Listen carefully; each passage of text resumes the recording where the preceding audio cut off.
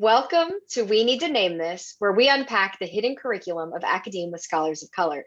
I'm Laura Ann Jacobs, and this is my co-host. Ebony Pruse Harvey. And today's episode is entitled, I Have to Teach, Now What? So we would like to introduce an amazing Black community engaged and energy justice scholar, Dominic Bednar, who will share his experiences with us. But first, we would like to share a little bit about him. Dominic J. Bednar is a candidate for the PhD in Environmental and Sustainability with a concentration in energy justice at the University of Michigan. His research explores the institutional barriers of energy poverty recognition and response in the United States whilst considering the spatial, racial, ethnic, gender, and socioeconomic patterns of residential energy affordability, consumption, and efficiency. His doctoral research aims to provide clarity for structuring more effective policy interventions and to improve decision-making for assisting energy vulnerable households, which are those likely to fall into energy poverty and struggle or be unable to pay their energy bills, resulting in energy utility shutoffs and foregoing basic necessities. Dominic is developing a multi-dimensional energy vulnerability index to better understand factors that contribute to household energy poverty in the US. His published master's thesis identified spatial, racial, ethnic, and economic disparities of residential energy affordability and efficiency in Detroit, Michigan. Dominic has been recognized as a Fulbright Scholar, Ford Foundation Pre-Doctoral Fellow, Rackham Merit Fellow, Jim Fellow, and Forbes Under 30 Scholar.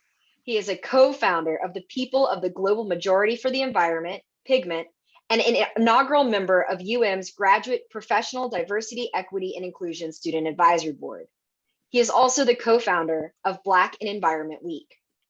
Dominic is committed to fighting climate change through the integration of academic research on residential energy injustices in a way that engenders community engagement and co-development of impactful solutions. He helps elevate community knowledge and experiences through his teaching and research. His passion for environmental justice and community engaged pedagogy guide his writing, teaching, and community-based learning consultancy. Thank you for joining us today, Dominic. It's a pleasure to be here. Thank you all so much for having me, and thank you so much for your work to help name this and, how do we navigate these spaces? So we begin every episode just asking our interviewees a little bit about themselves. So we have your bio, but we want to hear from you. So tell us a bit about your area of study, your current position, and what brought you to academia. Ooh, those are loaded questions. So I am a lot of things. I think coming to academia and currently now being on my way out, I am in many ways struggling with an identity crisis. So yes, I'm an engineer, yes, I'm a scholar, but yes, I'm also a yogi. I'm also a brother, a son, a cousin. And so I'm just working to embrace all of the multiple identities that I do have. I think relevant to the work that I do, I come to academia as an engineer. And so obviously a lot of engineers come to this work, but I come to engineering as actually a trained carpenter. And so in high school, I went to, shout out, George Washington Carver Center for Arts and Technology, which to me was like mini college. And so I was in the carpentry careers program. I had long hair then, but wasn't locked. And so I was in the cosmetology studio. And so some friends would braid my hair. We had folks that were in the culinary studio. And so my experience as a carpenter motivated me to undergrad to really become an engineer and learn about the equations and the science that govern how buildings are able to stand so tall and really embrace the number of different environmental conditions that can happen. And from there, I got into the sustainability space, and which led me to graduate school. And in graduate school, I wasn't quite sure what my research was. I knew I was interested in buildings and sustainability.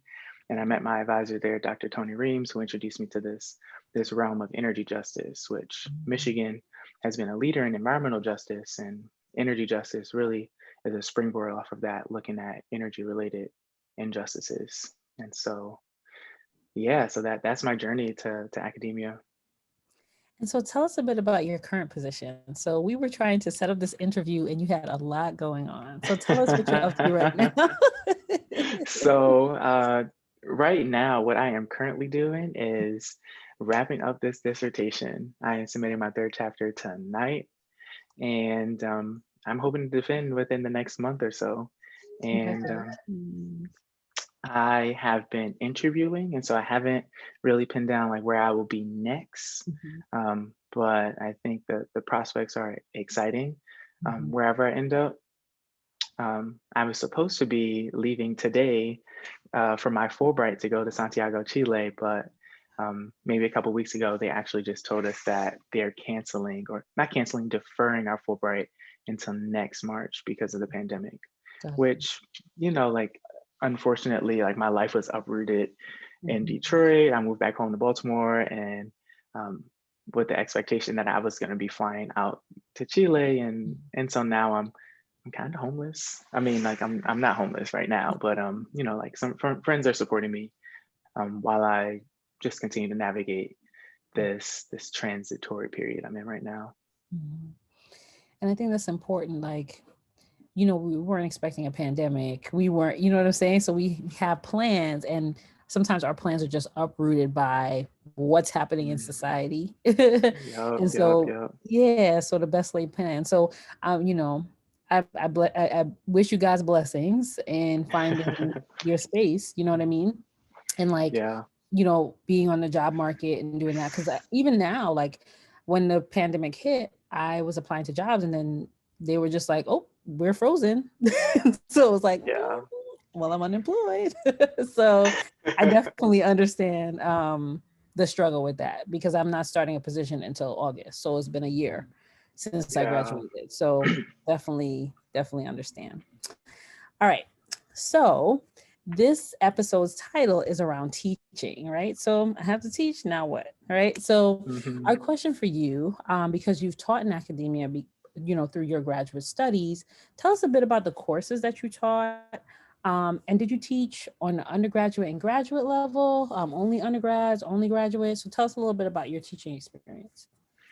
Yeah, of course. So um, I love teaching. I think that was, maybe to build back from the previous question, that was really a large part of my motivation why I wanted to come to academia was I was like, I want to get the best degree that's possible. And truly, I want to teach college students just because of Mhm, the brilliance and the curiosity that's always in these spaces. mhm, And so I've taught both undergrad and graduate level courses at the University of Michigan.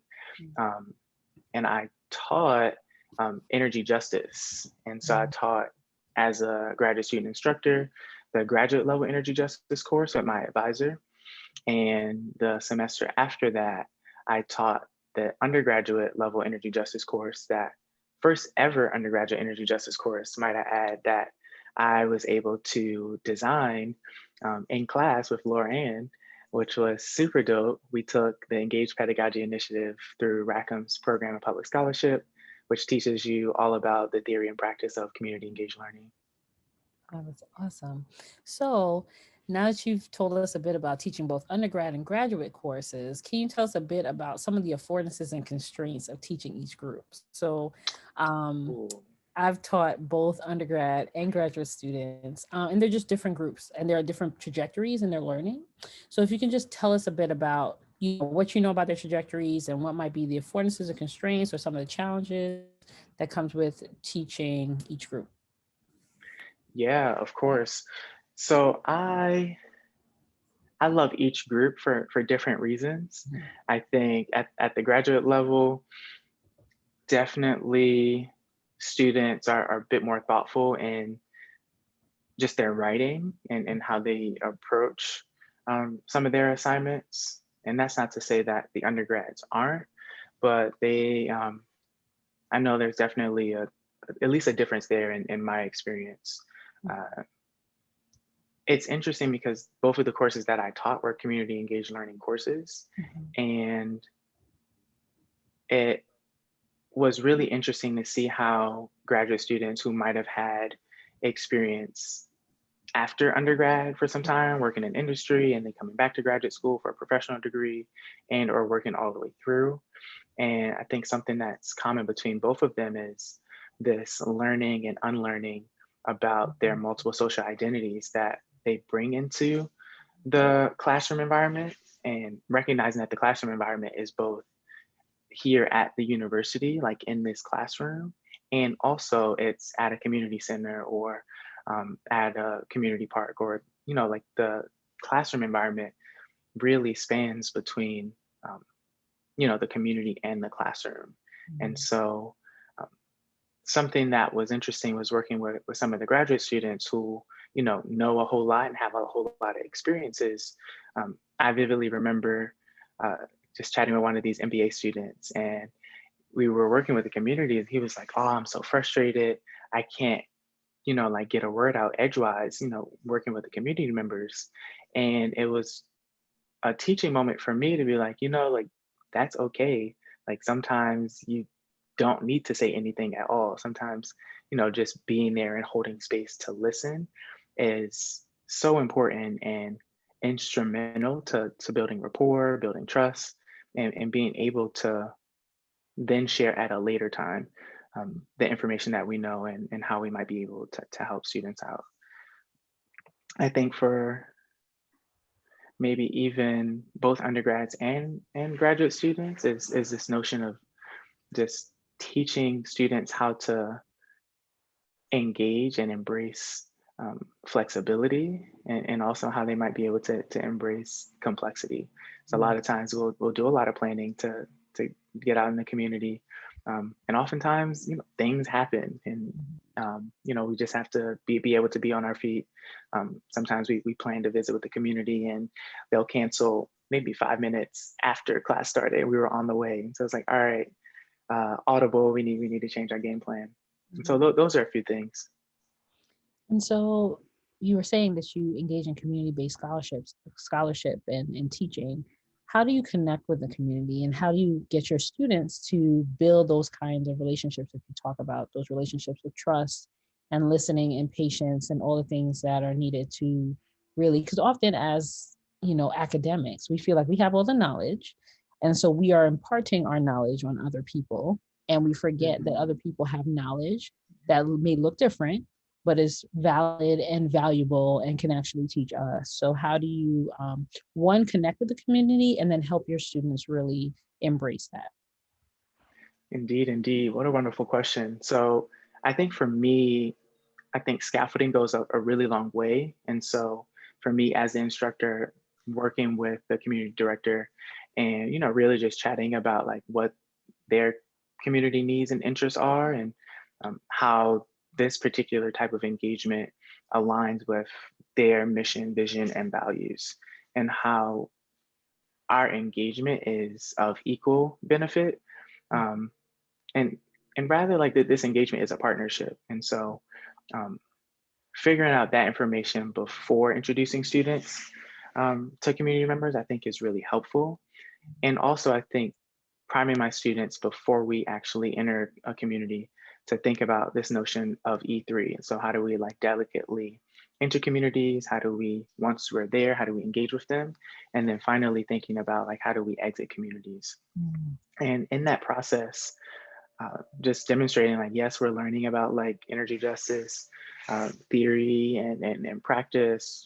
But what's really important is that, just as you mentioned, communities have a lot of information as well. And if it's that we want to help support and help problem solve for them, I think we have to honor that the communities of, really any problem will more often than not know exactly how to characterize their own problems and already have thought about how they might innovate their own solutions.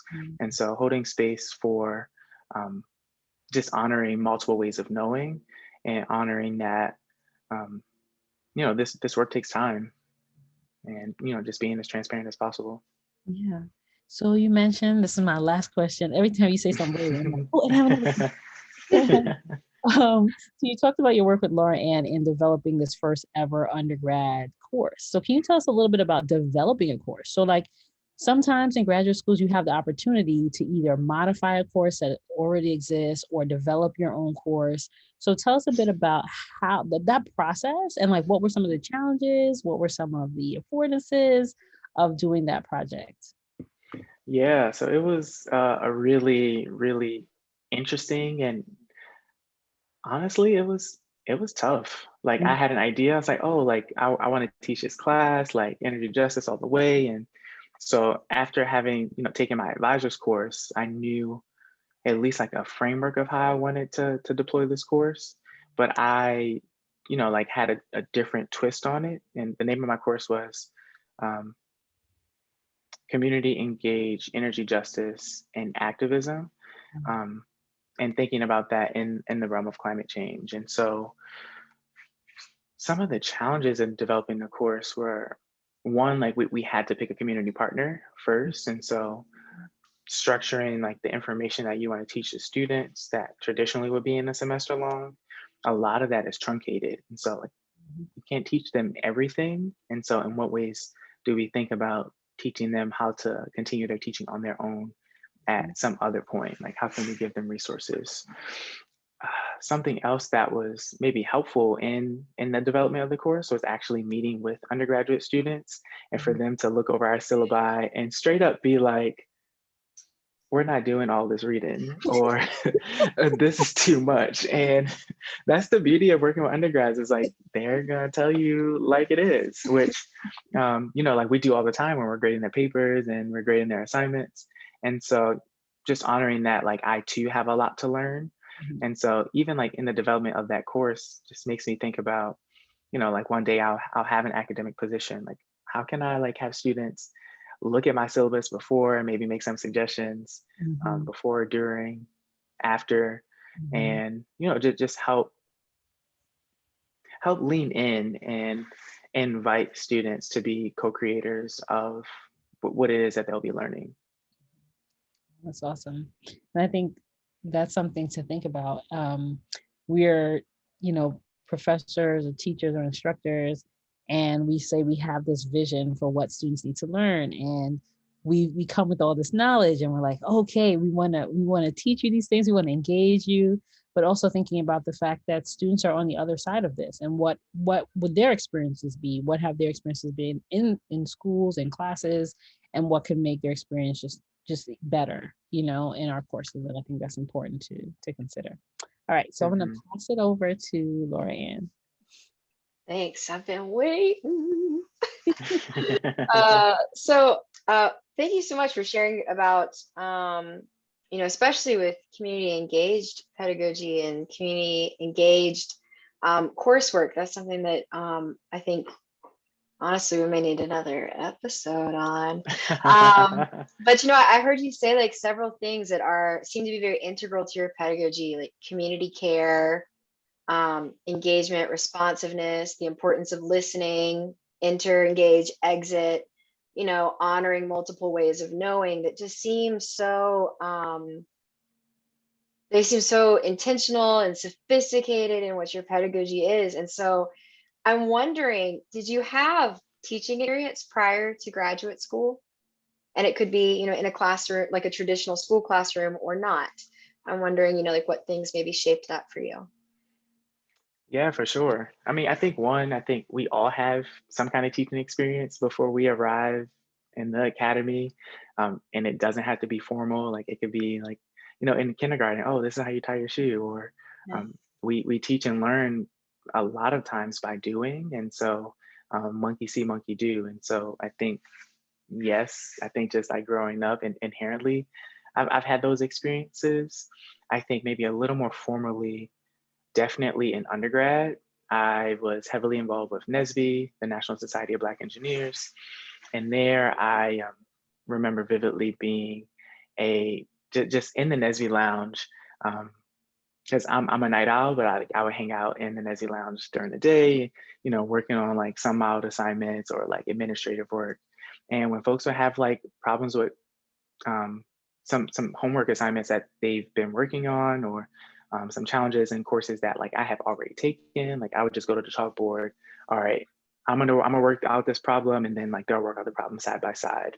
We'll take a step back and see where folks might have, taken a misstep, and just thinking about like, all right, these are the equations we need to use, and um, so on and so forth. And so definitely that experience led me to being a tutor for the undergraduate like chemistry for engineers course.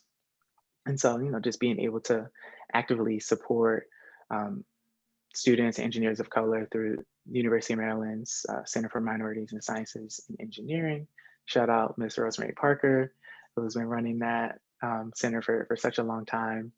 And also for encouraging me to go to graduate school and to make sure that I'm going and that I would go to a fully funded program. And so I'm just grateful for that experience. During undergrad, though, I think some like my actual formal instructor training came from my part-time job. I worked at the gym, and in the gym, I worked in aquatics, and I did any and everything that you could do in aquatics. I was a lifeguard, I was a head lifeguard, which essentially means you have to run across the building or outside with an AED bag for any medical emergencies. Um, I was trained as a lifeguarding instructor through the American Red Cross. I was trained as a water safety instructor, so essentially teaching swim lessons. And so there I got to actually teach like American Red Cross CPR, first aid courses. I got to teach Guard Start, which is like a junior lifeguarding program. So I had my own course there, and I also taught a semester-long lifeguarding course. And it was funny, before we started this call, Ebony was like, "Oh, your voice is so soothing." And I think back then I was very soft-spoken. And I remember my supervisors and my instructors saying, "Use your pool voice."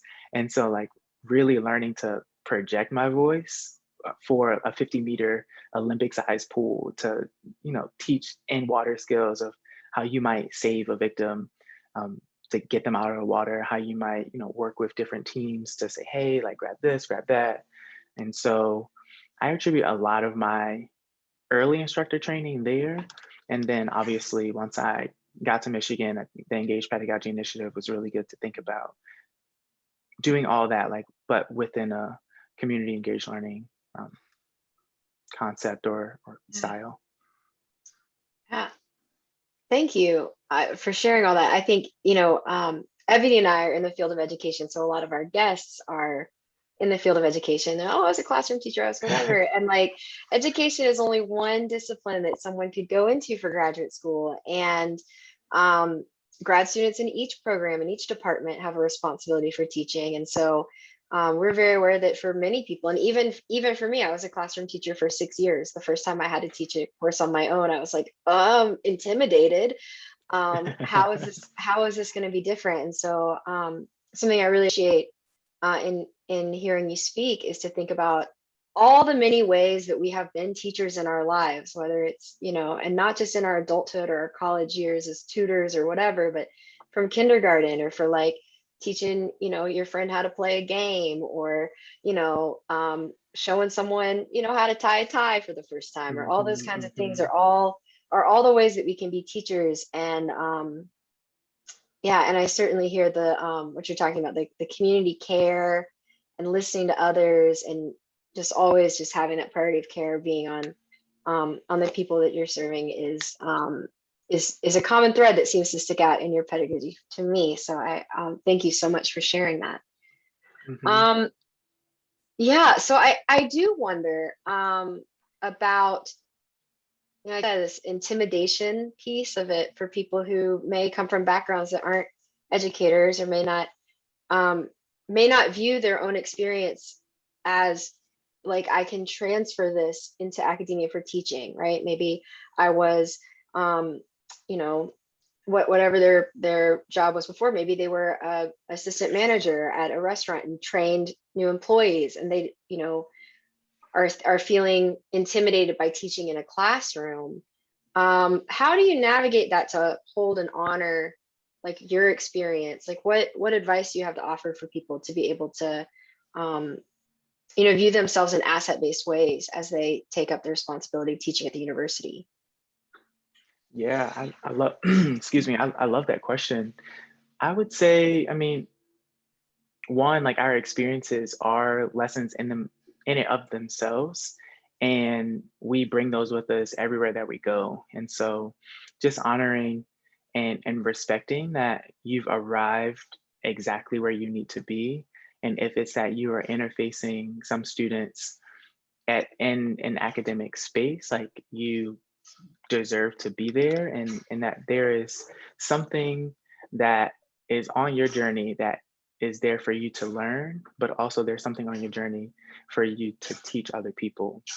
Mm. And so I think beyond like the content and ooh, this is getting real loud. These radiators building up in here. Can you all hear this? We might cut this part. Not really. Oh, I Okay, hear then I it. will. It's not bad. It's not bad on our end. All right, I'll keep talking.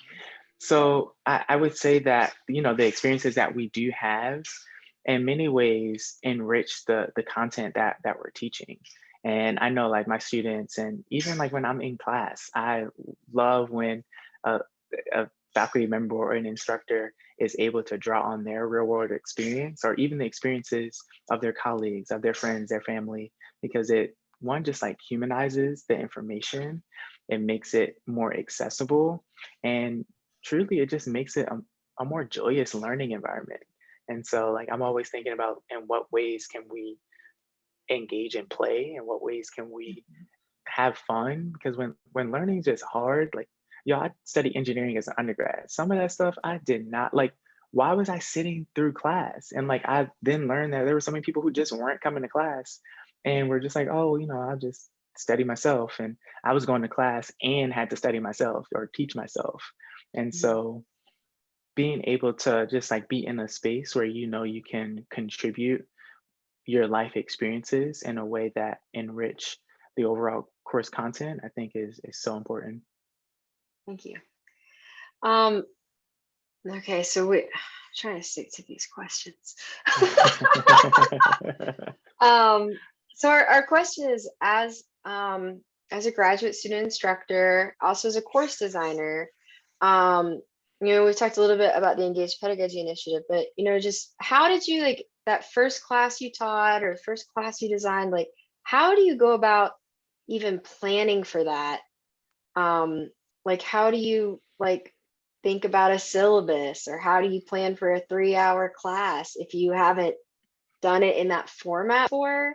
And then, are there resources or supports that helped you in doing that?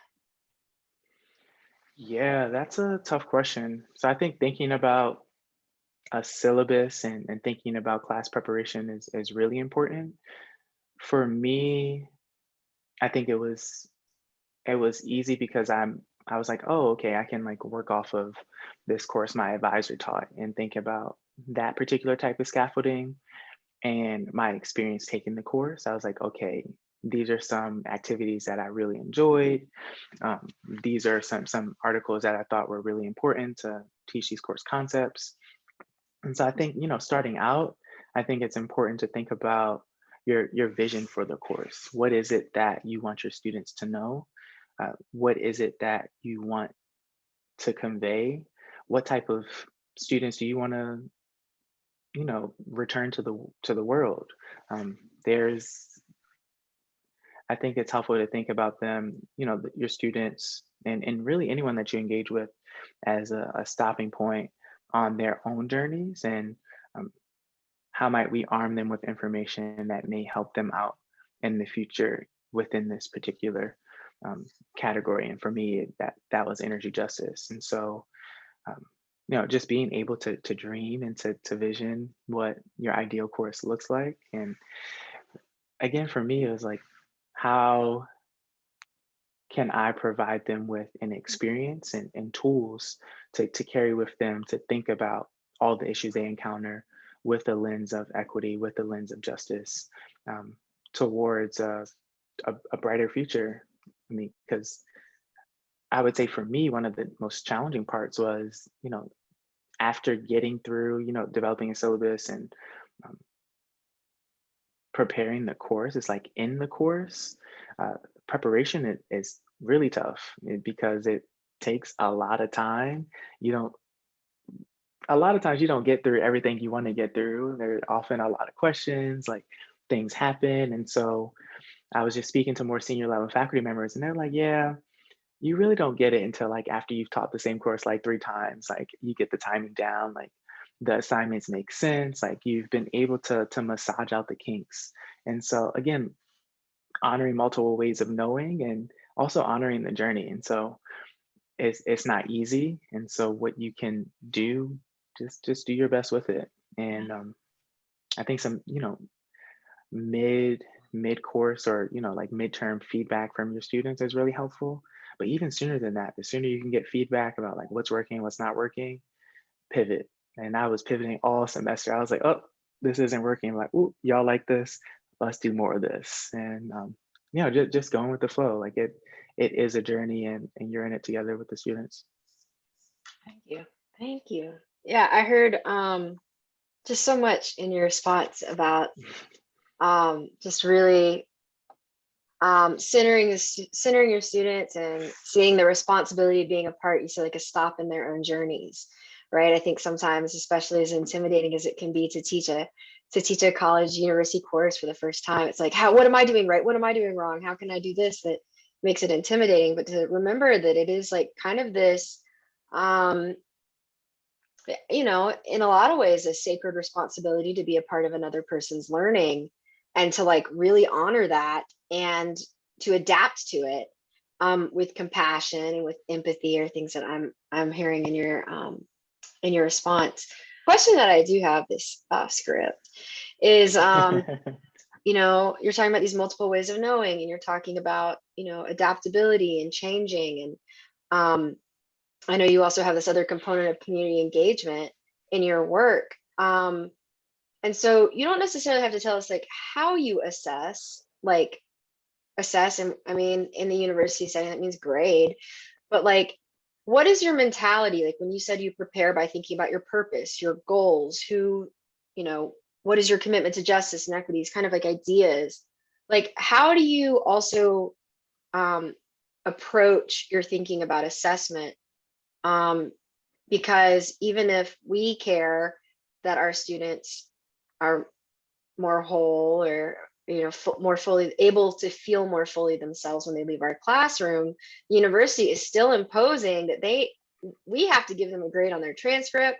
And so I'm wondering if you can speak to that a little bit. It's off script, so we don't have to keep it. Yeah, of course. So I think assessment's really, really important. And I think like you were alluding to, like it's nuance, especially with community engaged work. And so beyond like writing assignments, that type of assessment, like I would formally give students a rubric that outlines like what they need to hit in terms of like structure, argumentation, um, that type of assessment. But I think community engaged learning is really tough to think about assessment, because it's like, okay, well, how do you truly assess someone's ability to engage with someone that is distinctly different from them? And so common practice is to use this notion of journaling for them to be more reflexive about their experiences. And that type of assessment is really just like a checkbox, like, hey, like you were able to complete these 2-page reflections on prior to engaging with the community, but then also after. And I think one of the more rewarding parts is, despite how long it might take to get through those reflections, like it's so beautiful to see their own growth. And I like to remind them of their growth as well, because a lot of times like they might have their own perceptions and their own biases about what energy issues look like and maybe how they might approach them. And to see their language change in the ways that they describe communities and they describe, um, and yes, describe, and also thinking about like how they become more compassionate people, and how they become more empathetic to just situations that are different from theirs, and how they can embrace other people's knowledge, experiences, and stories, and they carry those forward to then be able to talk about these issues with a bit more granularity, a bit more, um, stories that ultimately, I think stories are so powerful, like our own stories. And also I think like when we're able to uplift um, community knowledge and community experiences, and you start to see that happening, I think it doesn't really change like my like assessment or like the grading that I do for them, but it does prompt a different type of learning that I think these students definitely will hold for the rest of their lives. Yeah, thank you. And I'm hearing you say too, um, a different type of learning that stands out to me. And even you thinking about looking over journals over the course of a semester to see like, how is the way that you're doing this different? Like, how is the way that you as a student are writing about this? How is your thinking changing? It's also quite different from like multiple choice. Which of these is not asset-based language about a community? Hmm. Right? Hmm. It's like you are really committing to a lot of labor and a lot of commitment to really in a single semester, like maybe one day a week as a graduate student, depending on what kind of course you're teaching, you are committing a lot to transforming and supporting like students thinking. So thank you so much for that. I'm going to hand it back to my friend Ebony. I went off a little bit. That's That's what we okay. Yeah, do. That's what we we love when we go off. Yeah. So Dominic, so now we're coming down to the end of our interview, and we're just going to ask you some questions that, well, I guess help folks who are watching this think about their future in graduate school and teaching and that type of thing. Hmm. So the first question is, what are some things you wish you knew about university teaching that you didn't know initially? So for folks who are going to be entering the space and are going to be teaching, what are some things that they might need to know that they may not know coming in? That is a good question. What I really wish I knew is it is really challenging to balance if you are doing research, both research and teaching. And Mm, so something that I didn't learn until after was just making sure that you structure your research. Like if you have that flexibility, like I'm unsure if folks are like working on different research projects as research assistants, but mhm, structure your research in a way that doesn't require maybe like hard analysis mhm, or hard like data acquisition, because doing that while also preparing lesson plans and grading, you will find out that you are going to do a lot more teaching and a lot more preparation for teaching than you will do research. And mhm, so I think being able to again like structure that, so like yes you can still do research, but maybe it might be in the research development or like proposal writing stage where you can think about what questions you might have, or maybe you can hold some space for maybe reading an article or two a week. um, Maybe you might integrate some of those articles that you're reading for your own research and read them with your students, and so you aren't doing that work by yourself, and you can streamline that a bit more. And so I would say definitely think about that. Um, some things that I knew, but I think is important to just share or just think about all the university resources that are available. And so at the University of Michigan, the Center for Research, Learning, and Teaching is mhm, probably one of the best ones in the country. And so being able to tap onto them for um, support with your midterm feedback. I remember getting my midterm feedback and inviting one of the um, graduate student, they're like instructor consultants, mhm, and they came in and I was like, oh, they're just chilling in the background. And then I left, and then they were chatting up with my students were chatting up with the consultant, and the form I got back was so detailed. Like every single minute was outlined with, all right, you asked this question, this is how the students seem to respond, this is also like like how the community engaged. And I was like, wow, this was just such a rewarding experience. And just it was data, and everything is data, if you walk life in that way. But when someone can present a report on like your own course, it gives you that perspective to again be able to pivot in a way that is purposeful. mhm. So yeah, so a couple of points that you made. One, research, teaching, and then you might be taking courses as well, right? So really thinking about how to balance time.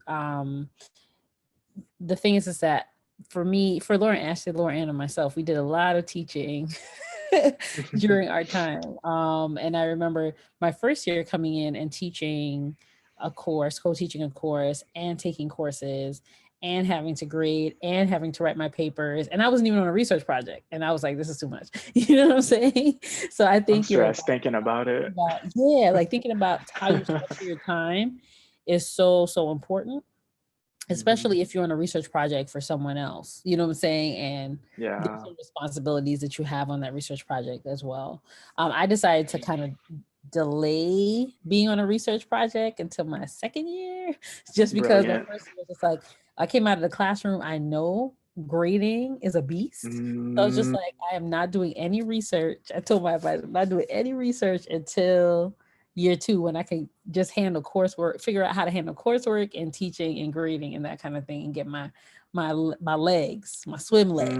You know mm, what I'm saying? So mm-hmm. I think that's definitely great advice, because I think a lot of graduate school is kind of figuring out, where your strengths are, where you need support, and then figuring out how to really organize your time in ways where you're not spent, because it's Mm, easy to get spent um, wow. in graduate school because graduate students are just doing so much all the time because you're Yeah. not only taking classes and teaching and writing and all this kind of stuff, but then you might be involved in community organizations, you might be doing your own thing, maybe you want to go roller skating, you know what I'm saying? Like you have to be able to Mm-hmm, make time mm-hmm.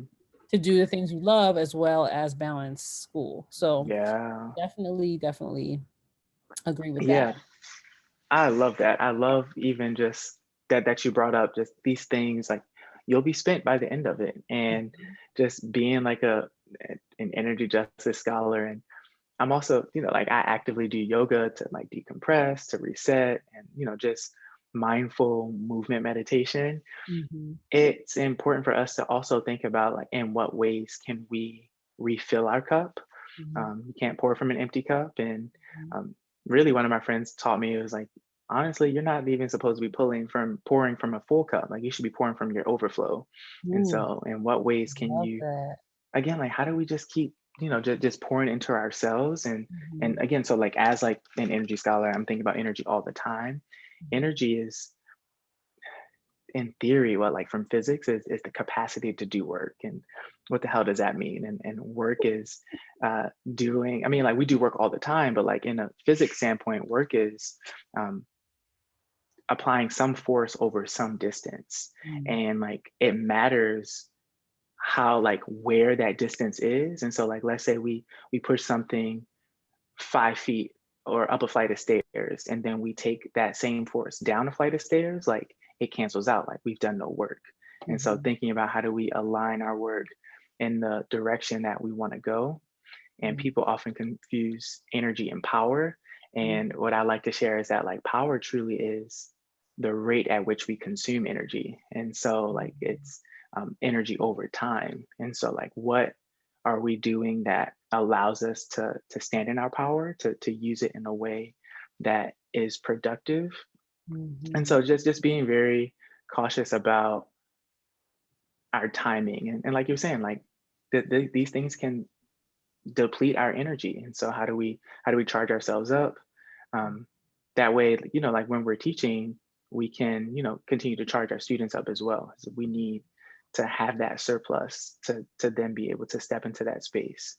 Because if I haven't slept, or if I haven't like mentally prepared, I know I won't be any good for my students, let alone anyone else that comes into contact with me. And so I think something that's really just important is that self-care component. Yeah. Oh my gosh. So that analogy makes me really think of like the importance of boundaries. Like in order for you to be able Mm, to use your energy well over time, gain that power, you have to have boundaries because then you'll be spent and then you yep. wouldn't, you can't give the I guess the maximum extent of your energy to the different things that you are doing or you're involved in because you're so tired. And so like Yep. thinking about where our energy is going is really Mhm, important. mhm. Yeah. That's such Yeah. a good way to like think about just the energy that we Yeah. use to do like Mhm. daily things, like what we invest our time and our energy Y- into. Yeah, exactly. And boundaries are so important. And one of my toughest lessons learning is that like you don't know how hot things are until you touch it. And sometimes you're like, oh, okay, new boundary. And just also like a lot of like we pay for things like with like you said, with our time and with our energy. Mhm. And some things have like a certain energy requirement. If you haven't charged up to enter into that space or to cross into a new boundary, like Mhm. you might blow a fuse. Mm. And Ooh. so it's important to just make sure you've got the energy that is compatible with where it is that you're going. Mhm. You're such a wordsmith. I just love like the entendres. Well, I know we're running short on time. So the very last question, and we can just do this really Mhm. quickly, is what advice do you have for other graduate students in your position? So graduate students who are instructors, is there any advice you'd like to leave them with as we wrap up our interview? Yeah, I would say co-create as much as you can. You do not have to do all this by yourself. The world, I mean, we were talking about asset-based frameworks, but leaning into the space of abundance, that there are plenty ideas, you will figure it out along the way.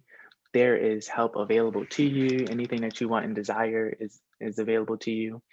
And co-creating can mean with your students. It could also mean with your colleagues, your mentors. There are people there that will hold space for you to listen to how you might go about designing a course, how you might go about engaging, and maybe you have some issues with some students that you might not know how to handle, especially like if this is your first time teaching. And so thinking about all the myriad of resources that the university offers that might support you in those times of need. And so I'd say one, like co-create, two, be as resourceful as possible, and three, finally, just you got to charge up. You got to charge yourself up so you can charge others up. Mhm. Well, thank you so much, Dominic.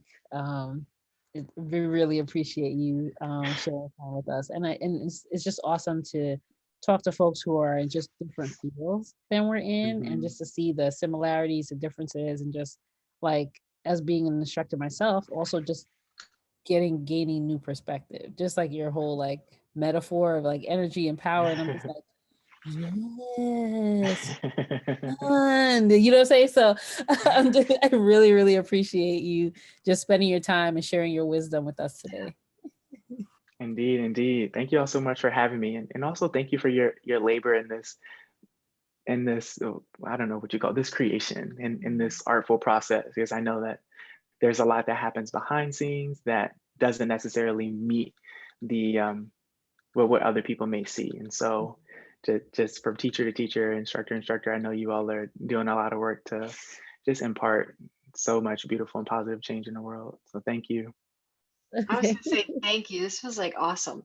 This was so, so awesome. So I'm so happy to hear you share about your work and your interests.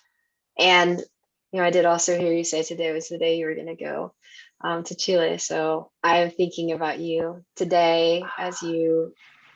Yeah, I had to cancel an important trip for me to Korea because of the pandemic, and I was really kind of grieving about it for a while. So my heart is definitely with you, also. Thank you, Yeah, thank you. That is a good way to put it. I'm definitely grieving right yeah, now. Because I was like, yeah, damn, I was really supposed to be living a different life right now. Yeah. yeah, And I'm just like, like the pandemic has affected everyone, no Mhm. yeah. matter if you've, contracted COVID or not. It Mm. has completely changed how we just are living in the world and how we got to navigate it. But Yeah. I am just a fan of like rejection is just a form of redirection. And so Yeah. I'm leaning into it. I'm not Yeah. supposed to be there right now, and that's okay. Mhm. I hear. I might even cut that out. That was just a personal thing that I wanted to say to you. Listen, Yeah, do whatever makes sense to you all. I trust yeah, you all's vision yeah. for this Just project, wanted and to I'm say. just grateful to be a part of it. So thank you, Yeah, thank you. thank you so much. All right. We'll I'm talk to you soon. Oh, yeah. Sorry. All right. All right. See you Later. all. Bye-bye. Thank you for joining us for We Need to Name This, a series where we unpack the hidden curriculum of academe. Join us for our next episode, Learning to Teach in Higher Ed with Ruben Riggs Bookman. For more information, visit www.weneedtonamethis.com.